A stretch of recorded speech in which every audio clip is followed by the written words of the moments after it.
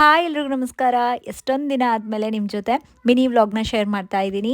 ನನ್ನ second YouTube channel start ಮಾಡಿದ್ದೆ daily mini ವ್ಲಾಗ್ಸ್ನ upload ಮಾಡೋಣ ಅಂತೇಳಿ. ಆದರೆ ಮಿಡಲ್ ಗ್ಯಾಪ್ ಬರ್ತಾನೇ ಇದೆ. ಬಟ್ ಈಗ ಅಂದ್ಕೊಂಡಿದ್ದೀನಿ ಈ 2025ಇಂದ ನಾನು ಕಂಪಲ್ಸರಿ ಒಂದು ಡೈಲಿ ವ್ಲಾಗ್ ಮಿನಿ ವ್ಲಾಗ್ನ ಅಪ್ಲೋಡ್ ಮಾಡಬೇಕು. ಮೊದಲೆಲ್ಲ ನಾನು ಏನಾದರೂ ಒಂದು ಅಂದ್ಕೊಂಡ್ರೆ ಅದು ಮಾಡೋವರೆಗೂ ಲೈಕ್ ಕನ್ಸಿಸ್ಟೆನ್ಸಿಯಾಗಿ ಇರ್ತಿದೆ.